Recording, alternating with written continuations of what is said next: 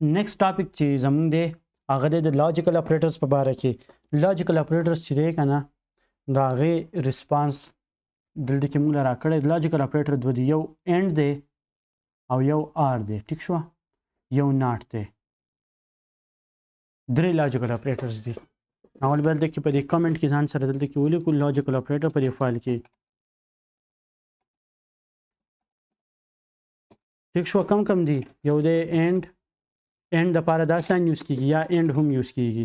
ټیک شو، دواړه یوز کېږي. دویم چې دی که نه هغه پسې دی آر. ټیک شوه، د آر دپاره هم دا یوز کېږي، دا دوه ساین دوه لاینز چې کوم دی پایپ سمبل دوه، یا آر هم یوز کېږي. ټیک شوه، هر یو یوز کېږي. او بل چې دی که نه هغه دی ناټ. د ناټ دپاره څه یوز کېږي؟ دا ایکسکلیمیشن ساین یوز کېږي. ټیک شوه، اوس دلته کې مونږ کمپیریزن وکړو، خو مونږ یو کمپیریزن وکړو. ټیک شوه، مونږ د ایج وکړو. ټیک شوه، اوس ویم چې ډالر اے اس ایل اے ایم مارکس از ایکول ټو د مارکس چې د فرض که زم چې 240 دی. ټیک شوه، ډالر اسد مارکس دا چې دی 180 دی. ټیک شوه، نو اوس کمپیریزن زه په دوو شیزونو کې بدلته کې کوم. زه ویم چې دا اصل ایکو. ټیک شو، ما ته به څه ایکو کا یو ایکو دلته کې مختلف اگزامپل د ایکس وائی په ویلیو باندې ورکړي.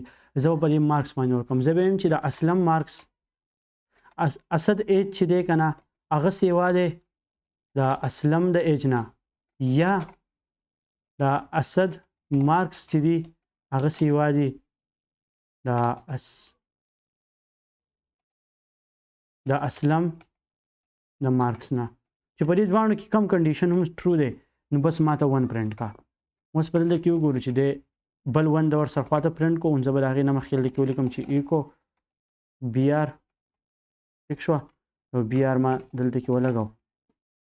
نو اوس ګوره د اسد عمر څونه دی؟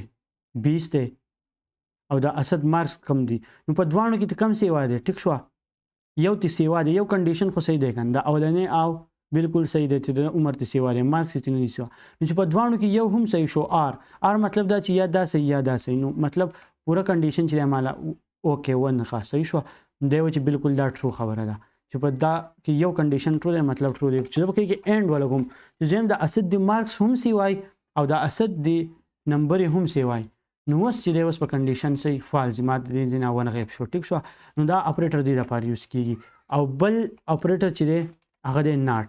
ټیک شو، ګوره دلته کې ما کنډیشن واغستو چې د اسد عمر چې دی هغه سیوا دی د اسلم د عمر نه.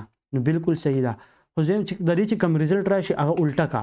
نو به اوله کې ما دا ناټ ولګو، مطلب که دې کنډیشن نو 0 راشي نو ونی کا، کون راشي نو 0 کا. نو دا کنډیشن سره صحیح دی.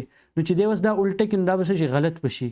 نو مال بل کې ریزلټ سره کې غلط یعنی اول واپس غیب شو.